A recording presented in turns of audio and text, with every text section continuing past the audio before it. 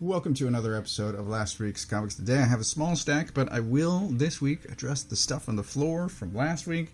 I did not mean for that to be such a tease, but I did get comments on that, so I'll go through the stuff on the floor. We're going to start this week with Black Hammer: The End. This is the end of the miniseries. It's the end of this phase of Black Hammer that has been going on now for 10 years. It does wrap up the anti-god story, which is great. The ending, I will say, is good. It does set itself up for more because Lemire has already said that more is coming. My one complaint about the whole The End series is just that I'm not the biggest Malachi Ward fan. I would have preferred if The End were drawn by an artist that I liked better. I mean, this whole two-page sequence doesn't have a single background. Like, what the... And then it continues. There's still... This isn't even pre-planned. This is me just... I mean, this is kind of a background, but... I mean, this isn't pre-planned. It was a comment that I wanted to make, and I flipped randomly, and that's what opened up. And, yeah, no backgrounds for 4 pages straight. Not great. I'm also just not really a fan of how he draws people. It's, I don't know, just... not my thing. But it does wrap up, as I said, the whole Black Hammer, this phase of the Black Hammer. I'm kind of surprised by a decision that the people from the farm make, but it also kind of makes sense. So I think I have one additional comment on that I'll make a little bit later. Tease. But it's good. I just wish it would have been better. Conan, issue 9. So we have DSTLRY back on art, and I think, unless I'm completely insane, that when he is drawing, that the writing is also better. It's so good. Much like the first arc, the writing and art combine into something that I think elevates them both, and that so far the second arc, issues 5 through 8, it's fine. But it's just not as good as when Zub and DSTLRY are working together.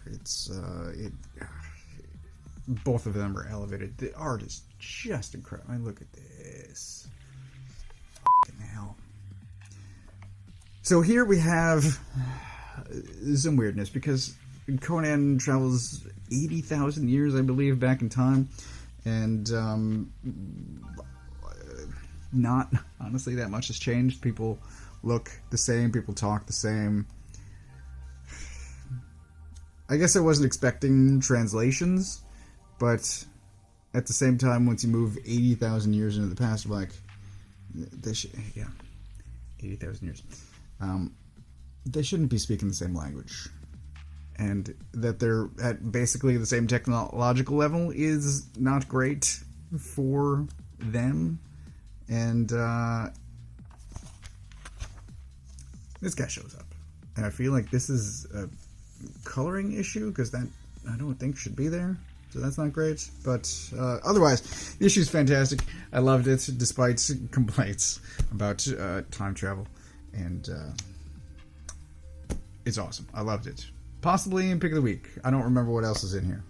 Oh yeah, Under York, issue 1. So. One of the things that I go on about is preview pages for new comic series. Image is great about putting out those pages for at least the last few years. I don't fully know how long they've been doing it, but Image puts out those preview pages. I read those preview pages. I decided not to get Under York because I did not like the writing. The art was a little weird.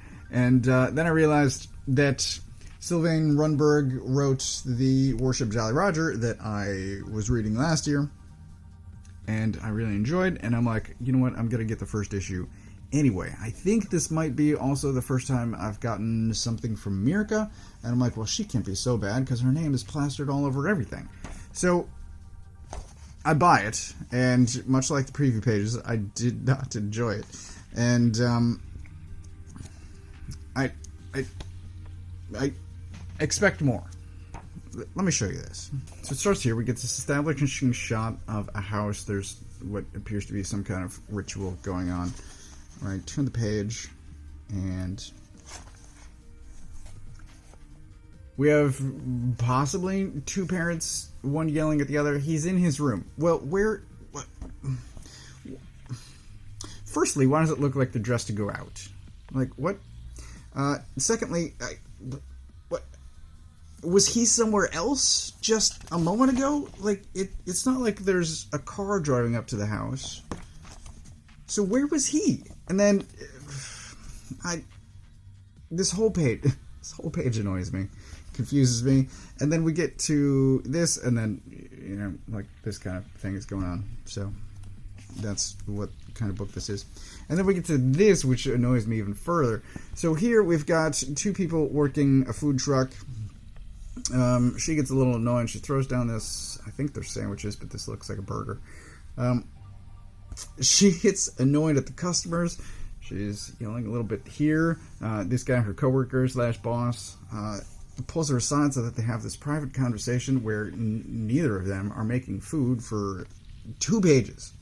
And I'm like, look, if you can't talk and work at the same time, you probably shouldn't be working in a food truck. Like,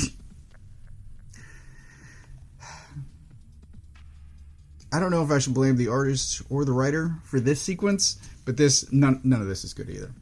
And then it just keeps going. It just, I don't care for any part of it. I have issues with all of it. It is ultimately, basically, the Magic Circle from what's-his-face, Mark Miller, which I read the first volume of, and that was good, and then he kept going, and I realized I didn't care anymore. So, if you want a less good version of the Magic Circle, then that's Under York.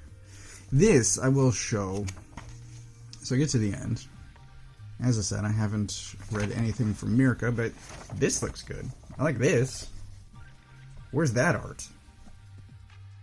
So, maybe I'll try that. I wonder if this is just the cover and the interiors don't actually look like that, but that looks great.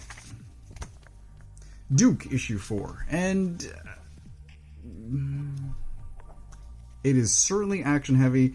Things definitely continue. I am absolutely wrong about my prediction about where the Energon universe was going.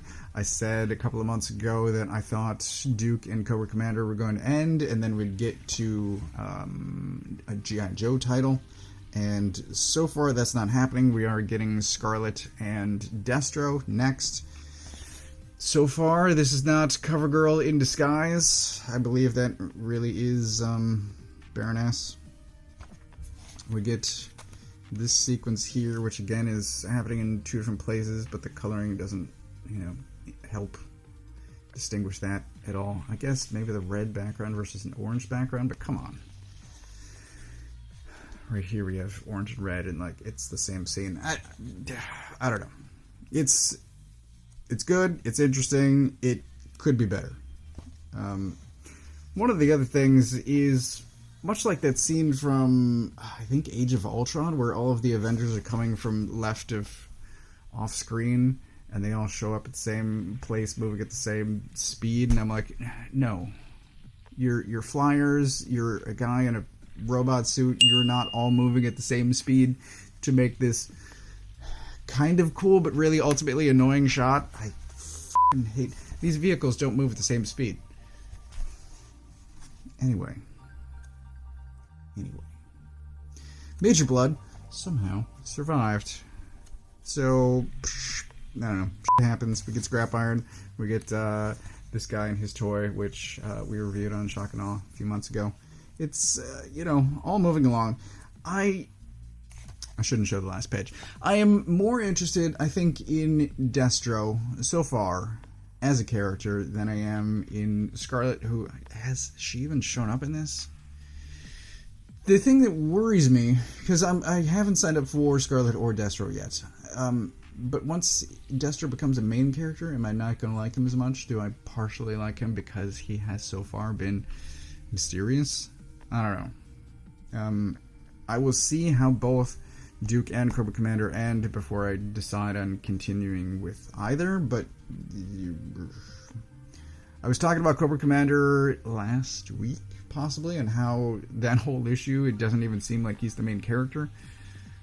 Duke, at least, he's clearly the main character. I just don't know overall if... There's one issue to go, and it doesn't seem anywhere near a conclusion, so I don't know what's going to happen. I don't know. I'll figure it out, but if you want an action, military, somewhat mystery, conspiracy, espionage thing, then sure, you can get some Duke. Not quite lastly, we've got Somna issue 3. This is the end of the miniseries. There is sort of a setup at the end for maybe continuation, and I saw on Becky's Instagram that her and Tula have had discussions about a possible sequel, so maybe that is happening. It does end well. It ends somewhat predictably as far as... if you'd been following the story at all, you would know... kind of what's coming. But the art's gorgeous. Unfortunately, she winds up in that. The art's gorgeous. I don't think some of the changes between waking and dreaming make sense anymore, but that's fine. I don't care. The art from both artists is fantastic. It's really good. Here's what I really want to talk about. So previews also came out this week, and here we have the hardcover collection. They're doing 2 versions, I suppose, for now, because I'm sure this will be reprinted at some point. Except, so this is the hardcover, and I prefer this cover over this one. But this is the hardcover for $30. You can have this one, however, for more than double the price, and you get the extra 11 pages that were in the DSTLRY Devil's Cut. And I'm like...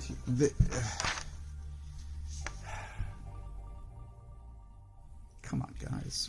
Like, I'd prefer to have this cover plus the 11 pages and not pay more than this annoys me. Honestly, more than anything else, this pisses me off kind of. Cuz like I would have bought this and now I'm like, you know what? F*** 'em. I probably won't get it anyway. Like, this is fine. If you're going to be shitty about putting together the collection, then go f*** yourself. Individually, though, series is great. I'm saying go f*** you to the publisher for making shitty decisions. Alright, so that's everything that I got this week. As always, I get all of these from a local comic shop. I'll probably repeat this again at the end, because I additionally got in the mail, the Weatherman t-shirt. I mentioned this the last time an issue of the Weatherman came out, and there's maybe one coming sometime soon. If I remember, I'll show you the link to the shop, or I'll put it up here somewhere. But I got the shirt, which I'm excited about. Also, I got Gumshoe City. I know Winston personally. I did not get this at the shop, though. There's apparently something going on there with the publisher, distributor, I believe. But, yeah, I got this online. You can get it from Amazon, from Barnes & Noble. You can get it from some comic shops, maybe. But I got this. A video on Gumshoe City should be coming. I will put air quotes soon. I can't remember how many videos ahead I am, possibly 4. It will come. It will come. Lastly, one of the sites that my wife shops at was having a sale. She's like, there's some Dark Horse stuff in here if you like them. And I'm like, hey, send me a link. And so she got technically for me, these massive Black Hammer hardcovers. This is the collection of the first series, the first 12 issues. It's got some of the spin-off stuff. Dr. Andromeda. This is after he was renamed. So I don't have much Black Hammer. I do have a couple of the miniseries collection, but I wanted the original series, which I now have. And Dr. Starr was fantastic. Sherlock Frankenstein, and I thought there was a third one, but maybe not. Maybe it's just these two. These two are two of the best. I have... Yeah, Black Hammer in general is fantastic. There's only, I think, 2 maybe miniseries that I didn't especially like, and that's 1945 and Barbarian, and the rest is pretty awesome. David Rubin is phenomenal. Max, also great. Yeah, just all of the creators on this. The content is fantastic. So I got this as well. I will maybe at some point, I'm sure, do a video on this. I don't know at any point when that might be. Okay, so this is volume 2, and this is the Age of Doom 12-issue series, Cthulhuese, which the names in this, I love the names in this, and then the encyclopedia, which I don't think I have. I don't think. So that'll be interesting. It might be a first time for me on that. Sorry, it's a 13-issue series plus an annual. Sketchbook extras, new cover, good times. Yeah, so I very much appreciate her getting these for me. Black Hammer, I've loved it for the past 10 years. I will be there when it continues in whatever form that it does. But, yeah, these are awesome. So that, once again, is everything that I got this week. As far as pick of the week, I will give it to Conan by a country mile. Again, the highest possible praise for the combination of writing and art on Conan. I've already said this once, but I get all of my books from a local comic shop. If you don't know where yours is, you can use this URL to find the one closest to you. Thanks for watching.